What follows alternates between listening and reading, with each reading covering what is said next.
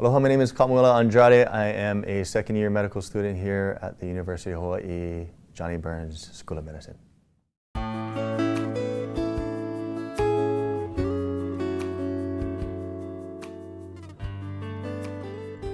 I had no idea that I wanted to become a doctor or a physician, not until later on in life. I think early on in my life, I wasn't necessarily exposed to that sort of profession. I got a job as a lifeguard, and I thought that was it. I thought that's going to be my career choice. I love it. This is what I'm going to do. And then during that time, it grew a passion of trying to help people, and I wanted to explore that even more. I got a position with the Kauai Fire Department, and I was happy doing what I was doing. But then I had children, and you know, the first couple of days as a new parent, you're excited, but you're also anxious. You're a new parent. You don't know how to, you know, what do I do with this new human being? How do I take care of this thing? We had a little discussion about whether or not we're going to circumcise him. So we had him circumcised. We decided to get him circumcised. Soon after that, he wasn't. He didn't stop bleeding. It was just week after week of bloody diapers and constantly not knowing what was going on with him. His pediatrician didn't know what was going on with him. The ER physicians at the time didn't know what was going on with him.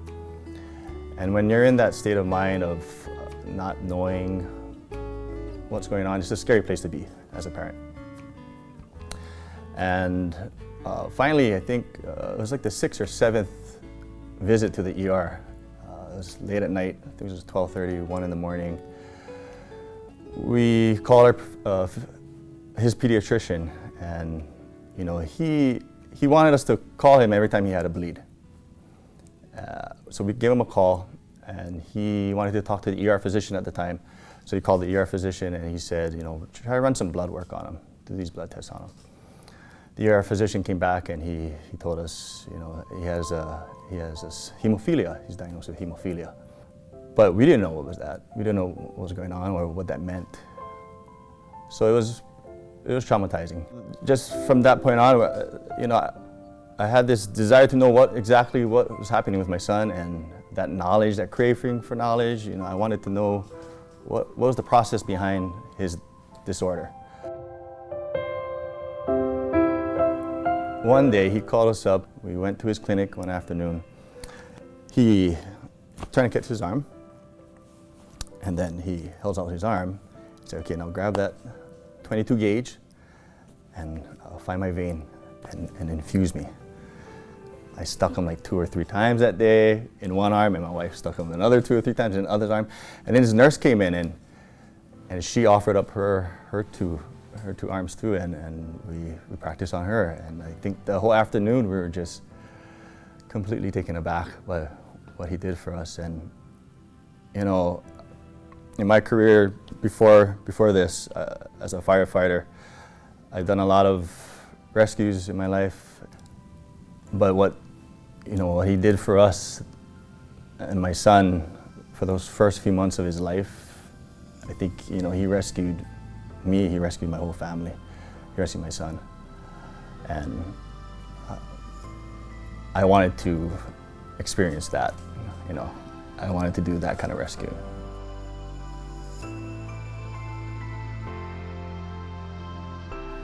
I got into Imiho'ola. I'm so grateful that I got into IMI instead of getting to medical school first, because they provided me with that foundation that I needed. They taught me how to study. They taught me how to manage my time. So they gave me that basis that I needed to succeed in medical school. I think the biggest supporter throughout this whole process has been my wife. You know, I mean, you got to understand, I left the career behind. Not only was I taking away an income, I was taking on debt. As a father and a husband, that's not something you want to do. The whole factor of the financial situation of how we're going to cover for this was a huge, I consider it an obstacle for me. It almost discouraged me from applying to medical school. got called into the Imiho'olo office, and they broke the news that, well, first they broke the news, hey, you got a scholarship.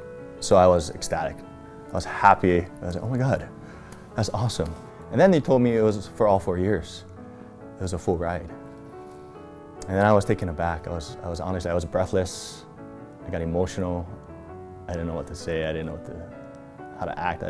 I was completely blown away. I wanted to, tell the whole world. I wanted to tell my doubters, like, hey, guess what? I wanted to call my family, my mother. I wanted to call all of them. But especially I wanted to call my wife and let her know right away. I say, hey, guess what? Guess what happened? Instead, I decided to play a little prank on her. I waited to the end of the day. I sat her down before dinner, and I told her, I know the number that's going to cost us. I know the damage that and the debt we're going to take on, and here's the number. And I could see the anxiety in her eyes, and she didn't really want to hear about it, but she's in a positive manner. It's fine, honey. We'll deal with it. I said, there is something that could help us out a little. So I busted out the manila envelope. I said, this might help, and I gave it to her, and she lifted the paper out, and she started to read it, and then she made this weird sound. I don't know if you ever stepped on a little animal, and it made that little shriek. But that's what she made initially, like a yelp, and then she started to cry. And when she cries, I started to cry. And my kids are wondering, why are we crying? And it was just jubilation after that.